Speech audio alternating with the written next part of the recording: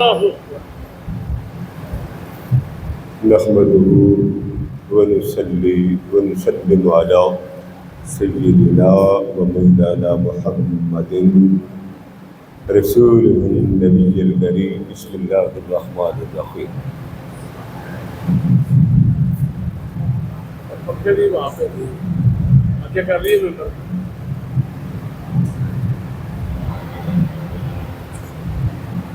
اللهم صل وسلم على سيدنا ومولانا محمد وعلى آله وصحبه وبارك وسلم.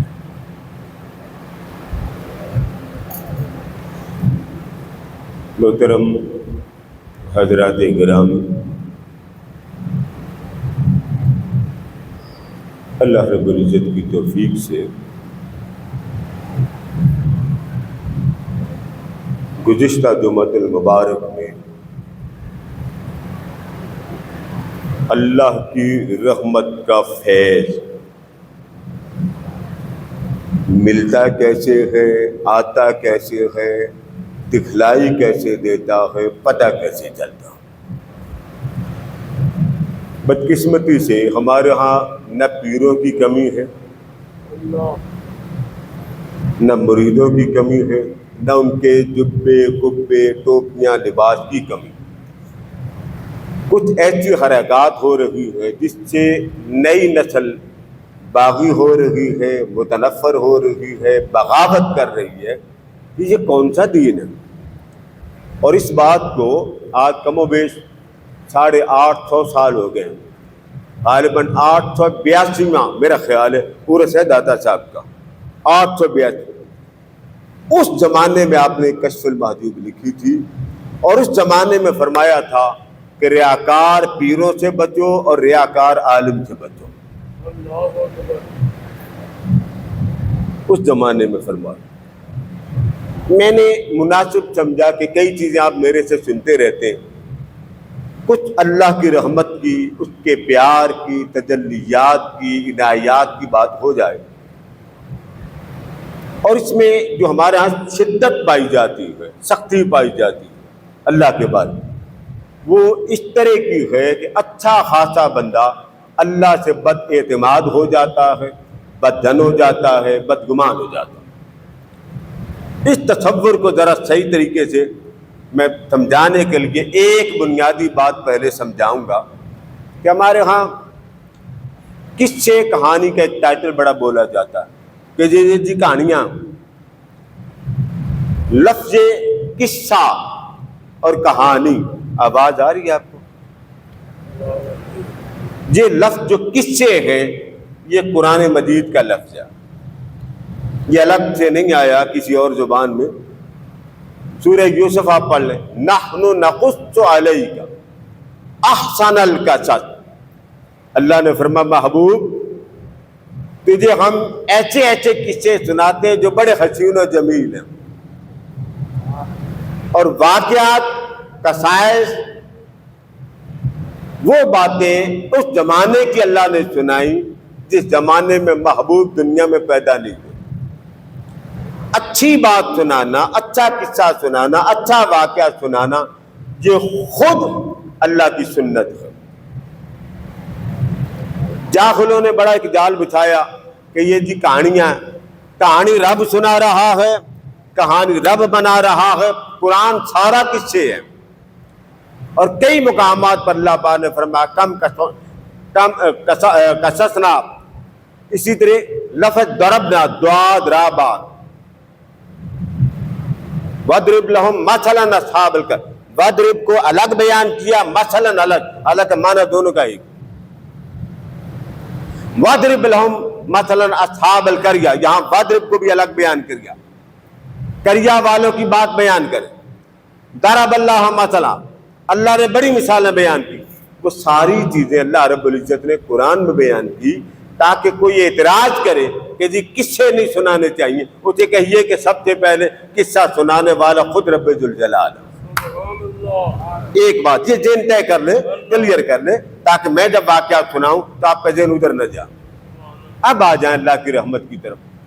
ایک اصول یاد رکھ لیں اس میں مومن تھوڑے درجے کا ہو یا بڑے کا، اس میں ہم سب برابر ہیں۔ وہ کیا؟ آقا علیہ السلام نے فرمایا کہ اللہ رب العزت کا اعلان ہے، فیصلہ ہے، انا عند ظن عبدی بی۔ ارشاد فرمایا محبوب اپنے غلاموں سے کہہ دے کہ میں رب ہو کر اپنے بندے کے گمان کے مطابق ہو جاتا ہوں۔ اگر میرا بندہ میرے بارے میں گمان کرے ساری زندگی میں رحیم ہوں، مجھے اپنی عزت کی قسم میدان محشر میں آئے گا، میرا حسن سلوک رحمت والا ہوگا۔ اگر وہ ساری عمر کہے میں غفار تھا، میری رحمت غفار کی شکل میں ملے گی۔ اگر وہ سوچے میں ستار تھا، میری رحمت ستار کی شکل، جیسے وہ سوچے گا ویسے اس کو صلہ ملے گا۔ ایک بات۔ اس کے بعد فرمایا اذا ذکرنی عبدی، اگر وہ میرا ذکر کرے، مجھے یاد کرے، تو وہ بندہ ہو کر مجھے یاد کرے گا، میں اس کا رب ہو کر اس کو یاد کروں۔ ان ذکرنی فی نفس ذکرتہ فی نفس، اگر وہ اکیلا بیٹھ کے مجھے یاد کرے، تنہائی میں یاد کرے، یکسو ہو کر میری یاد میں گم ہو جائے، محبوب اسے خوشخبری سنا دے، میں بھی تنہائیوں میں جا کے اس کو یاد کرتا ہوں۔ اب رب کا تنہا ہونا، اس کا شادی بیاہ ان صفات سے بالا ہونا، تنہا ہونا، وہ اپنی شان کو عجیب انداز سے بیان کرتا۔ وَإِن ذَكَرَنِي فِي مَلَئٍ، اگر میرا بندہ محفل سجا کر، لوگوں کو بلا کر، مجمع سجا کر، اجتماع بنا کر، سب میں بیٹھ کر میرا ذکر کرتا ہے، میں عرشیوں کو بلا کر مجمع سجا کر اس بندے کا ذکر کرتا ہوں۔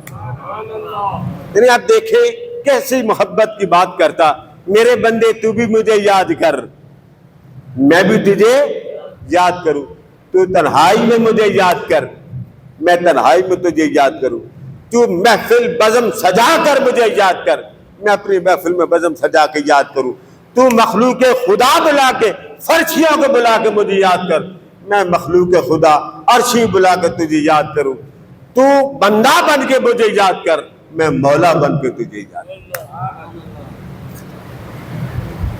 آگے پھر اللہ پاک نے اپنی محبت کو بیان کیا کہ اگر تو میری یاد والوں کے پاس جائے پیدل، تو گھر سے چلا ہو میری یاد والوں کے پاس، گویا تو میری طرف آ رہا ہو، تو پیدل چل کے آتا ایک ہاتھ، میں تیری طرف چل کے آتا ہوں 10 ہاتھ۔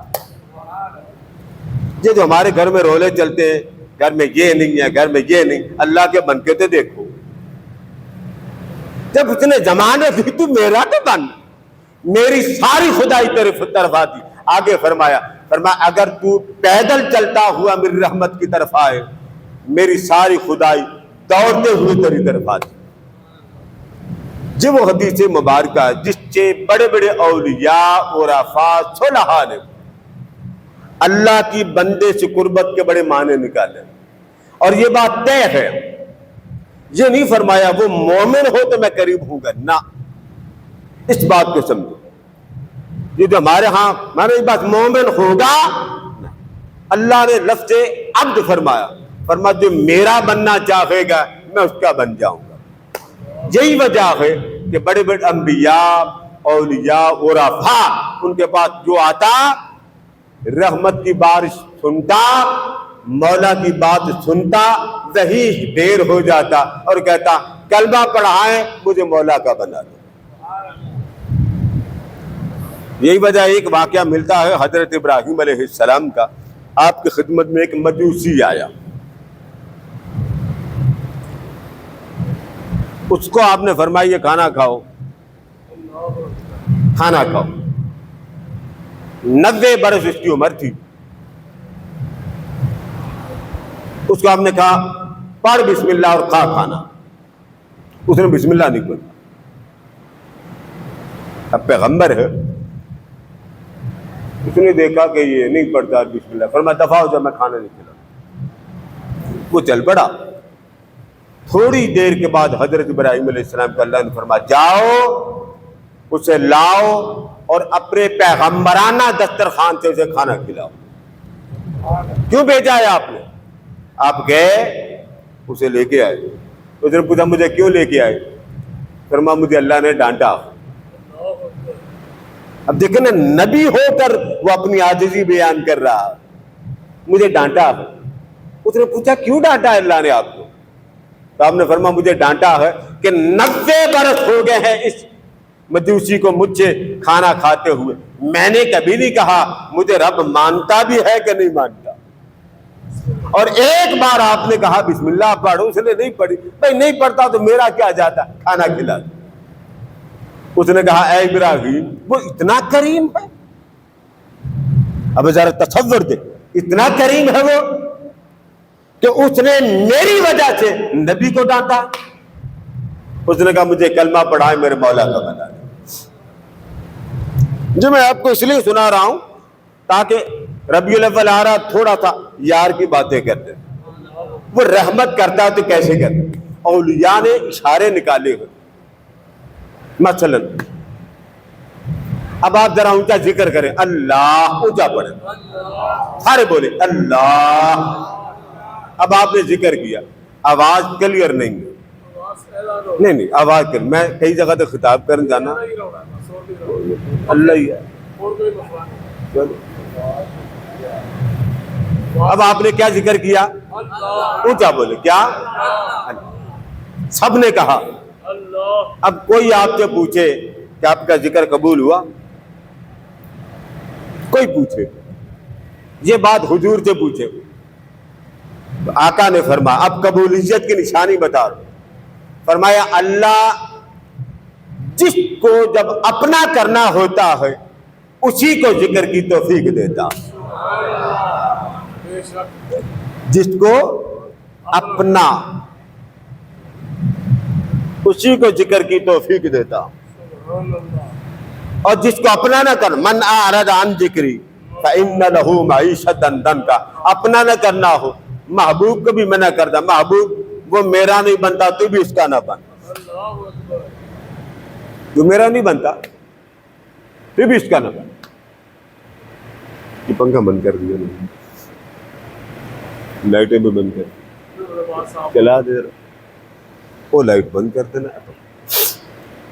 تو ذکر الہی کرنا، ذکر الہی کی اقسام بھی کہیں گے، اللہ ہے، لا الہ الا اللہ ہے. حضرت رابعہ بصری امام قشیری فرماتے ہیں ان سے کسی نے پوچھا توبہ قبول ہونے کی نشانی کیا؟ ہمیں کیسے پتا چلے توبہ قبول ہو؟ ہمیں کیسے پتا چلے اس نے مان لیا؟ ہمیں کیسے پتا چلے وہ راضی ہو گیا؟ آپ نے فرمایا اللہ پاک توبہ کے کہنے کی اجازت اور اختیار بندے کو دیتا ہی تب ہے جب اس نے قبول کرنی ہو. آپ کیا کہتے ہیں؟ یا اللہ میری توبہ، ذرا اونچا کہیں کیا؟ یا اللہ میری. اب آپ نے کب کہا؟ اس کی توفیق ہوئی، آپ کو اس نے کہہ دیا میرے بندے ایک دفعہ ذرا ہونٹ ہلانا مجھے راضی کر لے. یہ وہ چیزیں تھیں جو اولیاء میں تھیں، عرفاء میں تھیں، صلحاء میں تھیں. ہم لوگوں میں پیروں نے ایسے مرید ڈال دیے، خلافت اتنی تیزی سے ملتی، اتنی تیز بندہ نہیں بنتا جتنی تیز خلیفہ بن جاتا.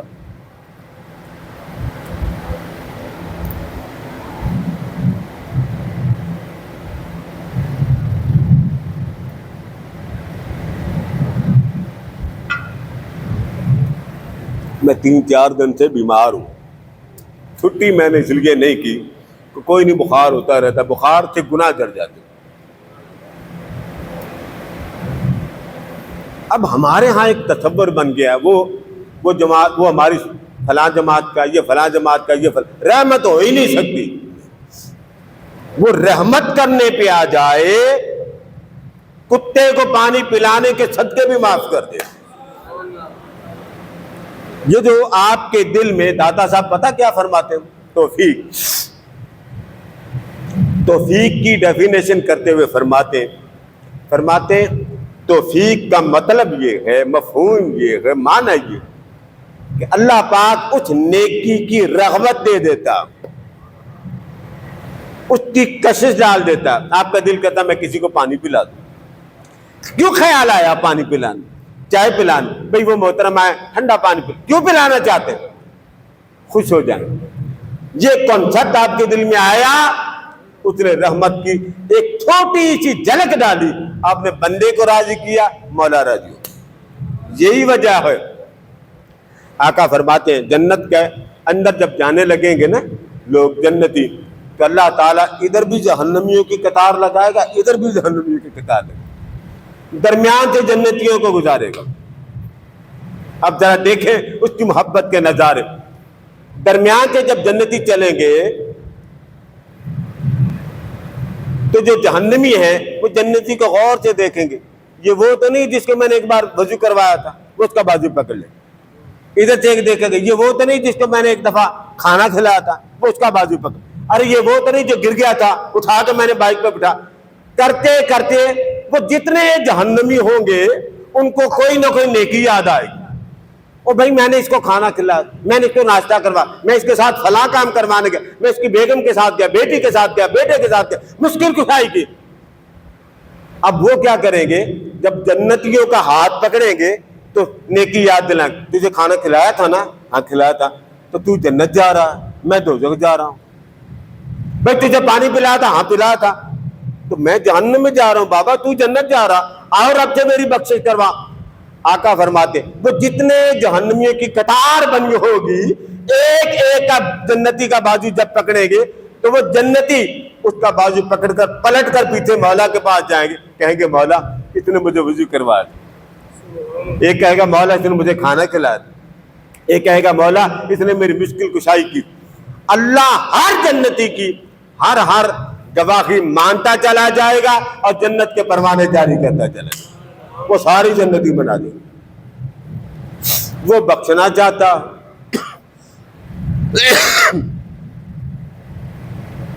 اور ہمارے ہاں کیفیت یہ ہے نہیں، اے جنت جا ہی نہیں سکتا،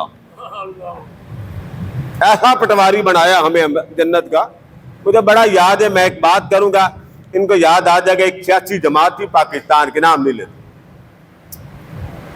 ایک عالم دین تھے، انہوں نے کہا جی اللہ کی عزت کی قسم یہ جنت میں نہیں جائیں گے۔ وہ عالم جب تک زندہ رہے لینے کے دینے پڑے تھے، ایسی خط کسی عالم کو جیب نہیں دیتی۔ سیاسی جماعتیں، کسی کا ویژن وہ ہے، کسی کا ویژن وہ، بھائی آپ ان کو جنتی بنانے پہ لگائیں، بس ٹھیک ہے موت کرو۔ ایک بندے کو کتنا شعور ہوتا جنت کا، جنتی اعمال کا، جنتی کام کا نہیں پتا۔ اس لیے اولیاء کرام فرماتے ہیں کہ اللہ تبارک و تعالیٰ نے انبیاء کی زندگی میں ایسے ایسی نشانیاں، مثلا حضور اکرم صلی اللہ تعالیٰ علیہ وسلم ایک قبرستان تشریف لے کر ایک قبر سے نور نکل رہا تھا،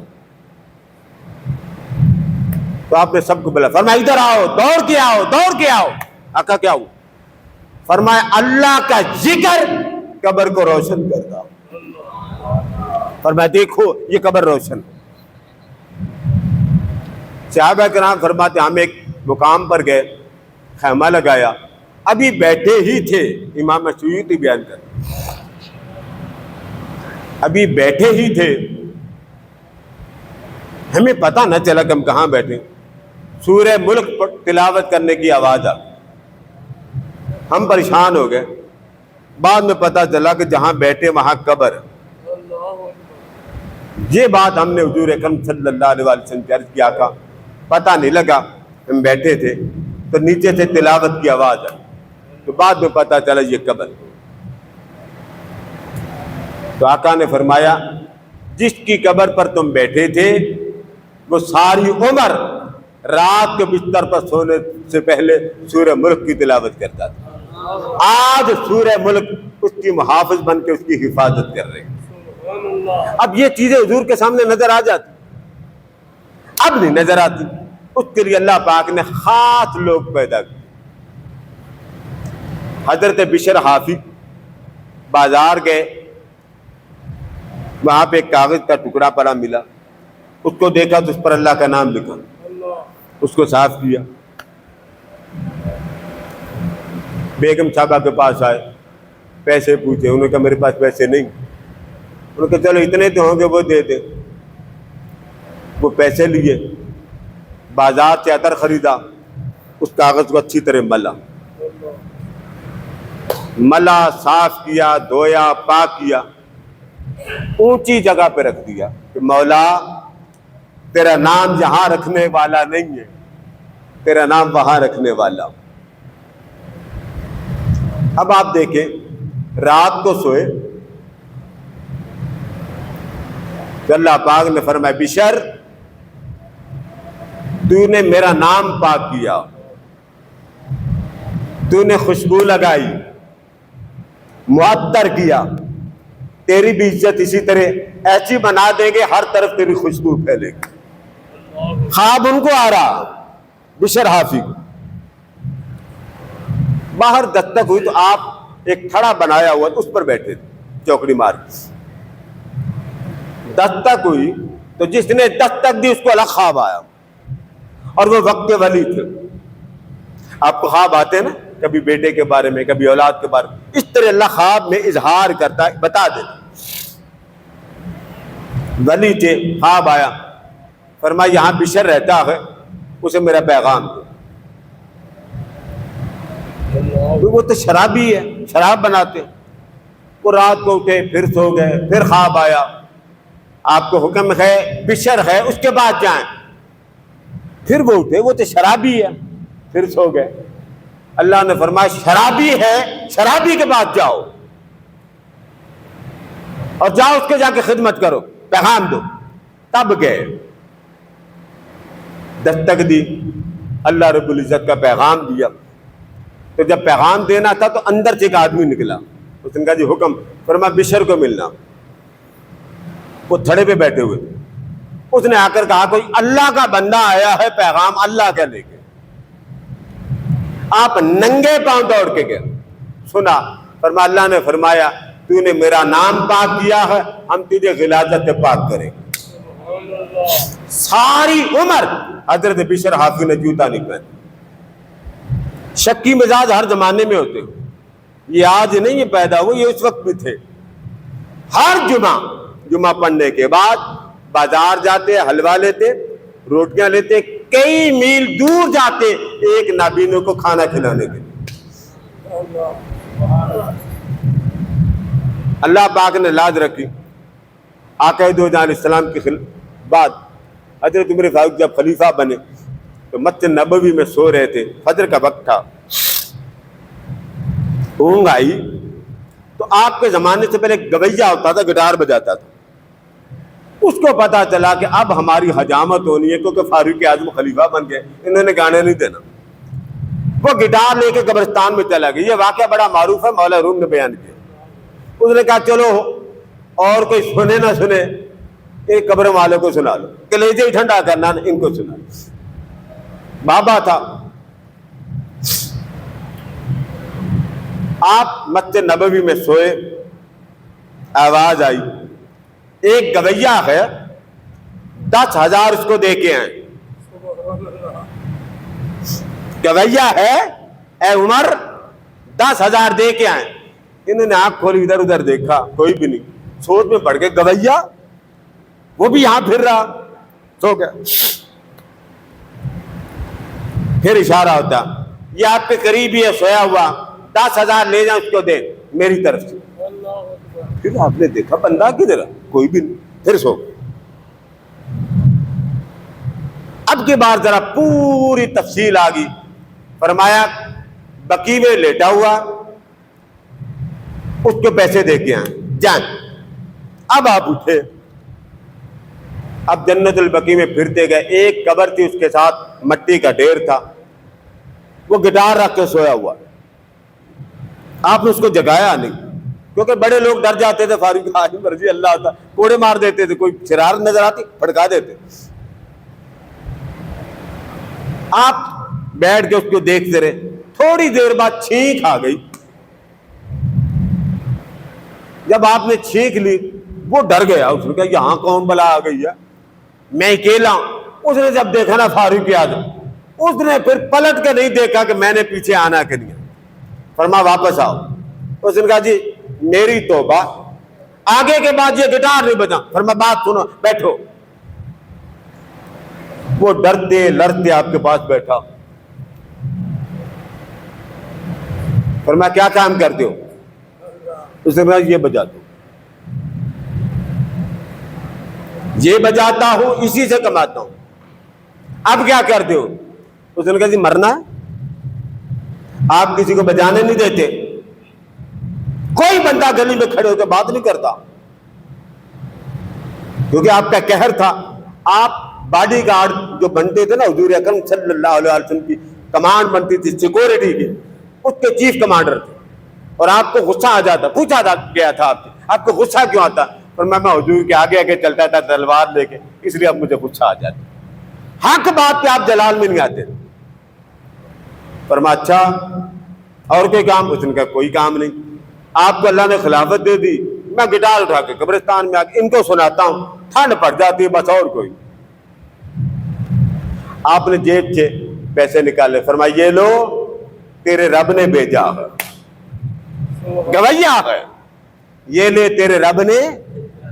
آج کوئی دیتا گویے کو پیسے؟ ہو عالم، توبہ توبہ توبہ توبہ. اس کا کام کیا؟ سنتے سارے ہی ہیں، سنتے سارے موبائل میں، مگر ادھر کوئی داڑھی والا چلا جائے حافظ صاحب کے بھیج دیں.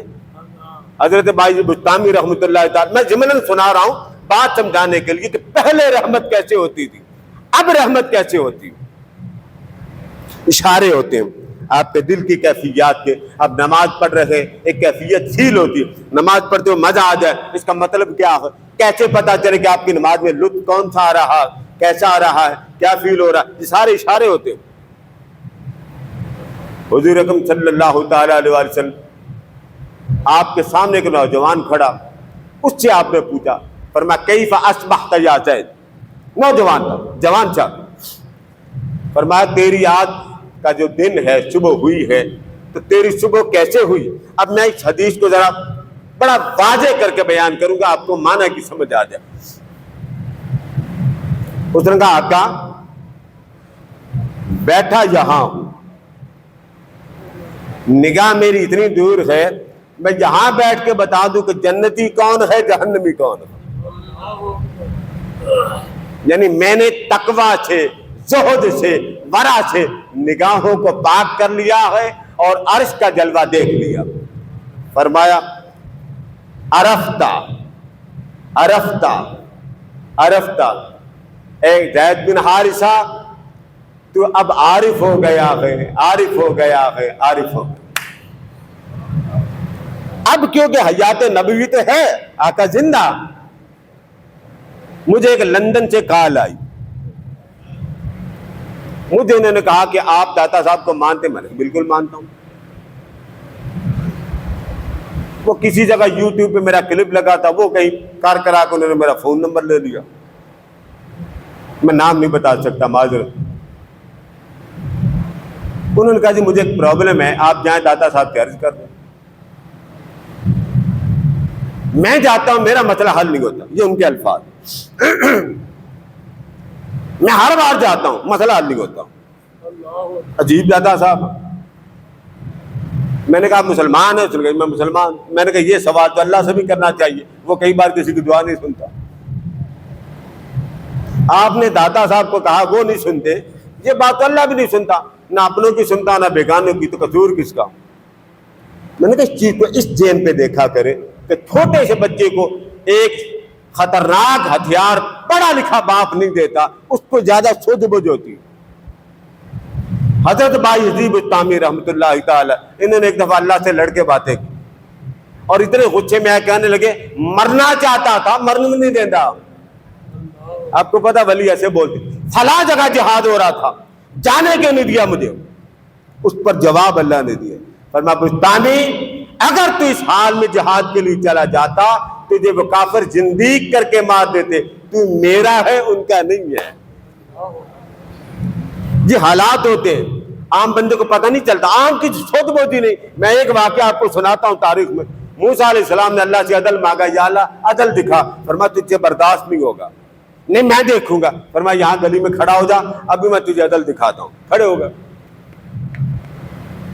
ایک بندہ آیا، گھوڑے سے اترا، تالاب تھا، پانی پیا، اس کی جیب سے، اب تو والٹ بن گئے، اس کی جیب سے پیسوں کی تھیلی گر گئی، چلا گیا پیسے وہاں۔ اب موسیٰ دیکھ رہے ہیں، اللہ کا نبی دیکھ رہا۔